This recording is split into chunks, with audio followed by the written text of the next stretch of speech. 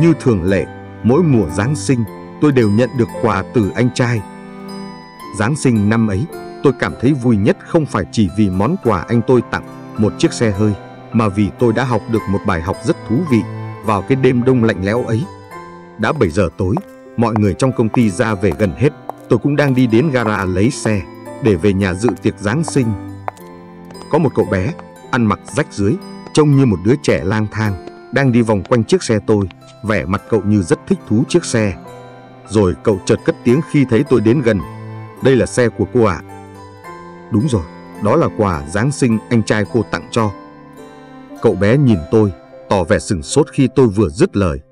Ý cô là anh trai cô tặng chiếc xe này mà cô không phải trả bất cứ cái gì à? Ừ, đúng rồi cháu. Ôi, cháu ước gì? Tất nhiên tôi biết cậu bé muốn nói điều gì tiếp theo. Chắc hẳn cậu muốn có được một người anh như vậy. Tôi chăm chú nhìn cậu bé, tỏ vẻ sẵn sàng lắng nghe lời nói của cậu. Thế nhưng cậu vẫn cúi gằm mặt xuống đất, bàn chân di di trên mặt đất một cách vô thức. Cháu ước gì có thể trở thành một người anh trai giống như vậy. Tôi nhìn cậu bé, ngạc nhiên với lời nói vừa rồi. Tôi đề nghị, cháu nghĩ sao nếu chúng ta đi một vòng quanh thành phố bằng chiếc xe này? Dạ vâng, cháu thích lắm ạ.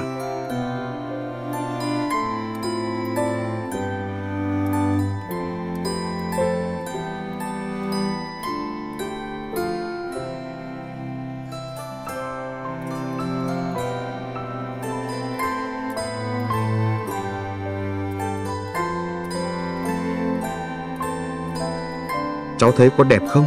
Đẹp lắm cô ạ. Sau chuyến đi, cậu bé hỏi tôi với ánh mắt sáng ngời đầy hy vọng.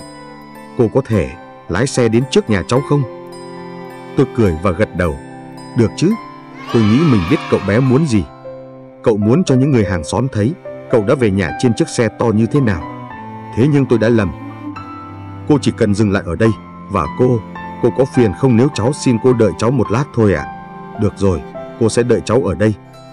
Cậu bé chạy nhanh vào con hẻm sâu hun hút, tối om, tưởng chừng như chẳng có ai có thể sống trong ấy. Ít phút sau, tôi nghe thấy cậu bé quay lại qua tiếng bước chân, nhưng hình như lần này cậu không chạy như lúc nãy mà đi rất chậm. Và đi cùng cậu là một cô bé nhỏ nhắn, mà tôi nghĩ đó là em cậu, đang ngồi trên xe lăn với đôi bàn chân bị tật. Cậu bé đẩy chiếc xe lăn em cậu đang ngồi, một chiếc xe cũ kỹ, xuống những bậc tam cấp một cách rất cẩn thận và dừng lại cạnh chiếc xe của tôi. Cô ấy đây, người mà lúc nãy anh đã nói với em đấy. Anh trai cô ấy đã tặng một chiếc xe hơi cho cô ấy nhân dịp Giáng sinh mà cô ấy chẳng phải tốn một đồng nào. Một ngày nào đấy, anh cũng sẽ tặng em một món quà giống như vậy. Cảm ơn anh. Hãy nghĩ xem, em có thể tận mắt thấy những món quà, những cảnh vật ngoài đường phố trong đêm Giáng sinh, và anh sẽ không phải cố gắng miêu tả nó cho em nghe nữa. Tôi không thể cầm được nước mắt, bước ra khỏi xe, cùng cậu bé đưa em gái đáng thương ấy lên xe. Ánh mắt cô bé nhìn tôi đầy vẻ cảm phục và thân thiện. Ba chúng tôi lại bắt đầu một chuyến đi vòng quanh thành phố, một chuyến đi thật ý nghĩa và tôi sẽ không bao giờ quên. Và cũng trong đêm Giáng sinh ấy, tôi đã hiểu được sâu sắc ý nghĩa một câu nói của Chúa Giêsu: không gì tốt đẹp hơn việc làm cho người khác được hạnh phúc.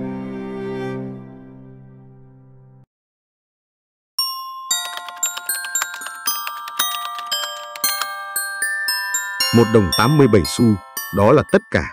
Hàng ngày, đây là cố gắng tiêu thật ít tiền khi đi chợ. Cô đi loanh quanh tìm mua thứ thịt và rau rẻ nhất cho bữa ăn hàng ngày. Ngay cả lúc cảm thấy hết sức mệt mỏi, cô vẫn cố tìm kiếm, tiết kiệm được đồng nào hay đồng đó. Đây là đếm lại số tiền ít ỏi một lần nữa. Không hề có sự nhầm lẫn, chỉ có $1.87 và ngày mai sẽ là lễ Giáng sinh.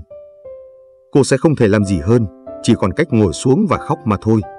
Ở đó, trong một căn phòng nhỏ, tồi tàn, cô đang nức nở. Đây là sống trong căn phòng nhỏ nghèo nàn này với Jim, chồng của cô, ở thành phố New York. Jim may mắn hơn cô vì anh ấy có việc làm. Tuy vậy đó không phải là một công việc kiếm được nhiều tiền.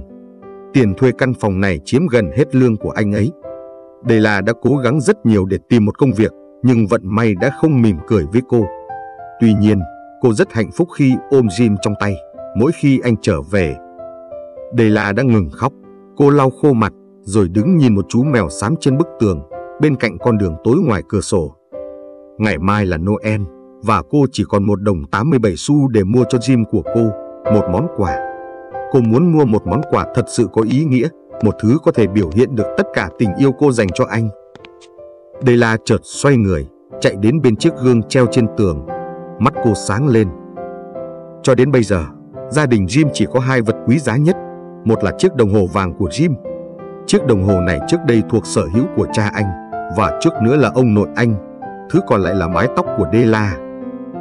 Della thả nhanh mái tóc dài óng mượt xuống lưng. Thật tuyệt đẹp, không khác nào như một chiếc áo khoác đang choàng qua người cô. Della cuộn tóc lên lại. Cô đứng lặng đi rồi thút thít một lát. Della bước chậm rãi qua các cửa hàng, dọc hai bên đường rồi dừng lại trước bảng hiệu bà Eloise, các loại tóc. Tiếp cô là một phụ nữ mập mạp. Della cất tiếng hỏi, bà mua tóc tôi không? Tôi chuyên mua tóc mà, hãy bỏ nón ra cho tôi xem tóc của cô đi. Suối tóc nâu đẹp tuyệt vời buông xuống. 20 đồng, hãy cắt nhanh đi và đưa tiền cho tôi. 2 giờ tiếp theo trôi qua nhanh chóng. Cô tìm mua quà cho Jim trong các cửa hiệu trong niềm vui khôn tả. Cuối cùng cô cũng chọn được một thứ. Đó là một sợi dây đồng hồ bằng vàng. Jim rất quý chiếc đồng hồ của mình, nhưng rất tiếc là nó không có dây. Khi Della trông thấy sợi dây này, cô biết rằng nó phải là của anh và cô phải mua nó. Cô trả 21 đồng để mua và vội vã trở về nhà với 87 xu còn lại. Đến nhà, Della ngắm mái tóc cực ngắn của mình trong gương và nghĩ thầm, mình có thể làm gì với nó đây?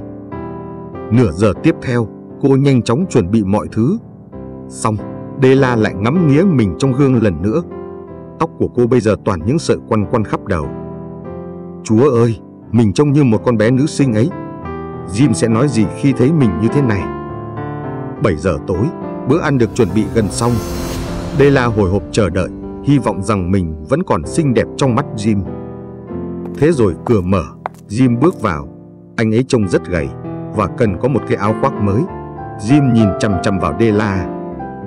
Cô không thể hiểu được anh đang nghĩ gì. Cô sợ. Anh ta không giận dữ. Anh đứng đó, nhìn cô với ánh mắt kỳ lạ. Della chạy đến bên Jim òa khóc.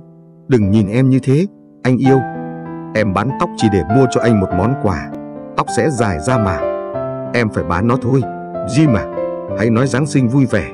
Em có một món quà rất hay cho anh này. Em đã cắt mất tóc rồi à? Đúng thế, em đã cắt và bán rồi. Vì vậy mà anh không còn yêu em nữa ư? Em vẫn là em mà. Jim nhìn quanh rồi hỏi lại như một kẻ ngớ ngẩn. Em nói là em đã bán tóc à? Đúng, em đã nói vậy. Vì em yêu anh. Chúng ta có thể ăn tối được chưa, Jim?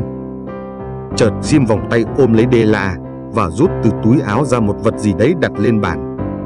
Anh yêu em, Della, dù cho tóc em ngắn hay dài. Hãy mở cái này ra, em sẽ hiểu tại sao khi nãy anh sững sờ đến vậy. Della xé bỏ lớp giấy bọc ngoài và kêu lên sung sướng. Sau đó những giọt nước mắt hạnh phúc rơi xuống. Trong đó là một bộ kẹp tóc, những chiếc kẹp dành cho mái tóc óng ả của Della. Cô đã mơ ước có được nó khi trông thấy lần đầu tiên qua cửa kính một gian hàng. Những cái kẹp rất đẹp và rất đắt tiền. Bây giờ chúng đã thuộc về cô, nhưng tóc cô thì không còn đủ dài để kẹp nữa. Della nâng niu món quà, mắt tràn đầy hạnh phúc. Tóc em sẽ chóng dài ra thôi, Jim. À, anh chờ em một lát. Đẹp không anh? Em đã tìm kiếm khắp nơi đấy. Giờ thì anh sẽ phải thích thú nhìn ngắm nó hàng trăm lần mỗi ngày thôi.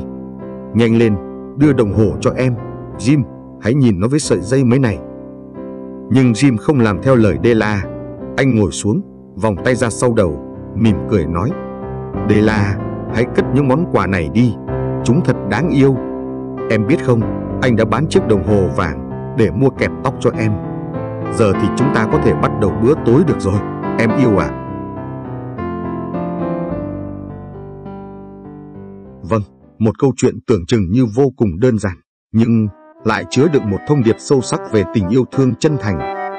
Jim và Della đã có thể hiểu hơn về tình cảm của nhau qua sự hy sinh mà họ dành cho nhau. Họ đã nhận được món quà Giáng sinh không thể nào ý nghĩa hơn, đó chính là tình yêu chân thành.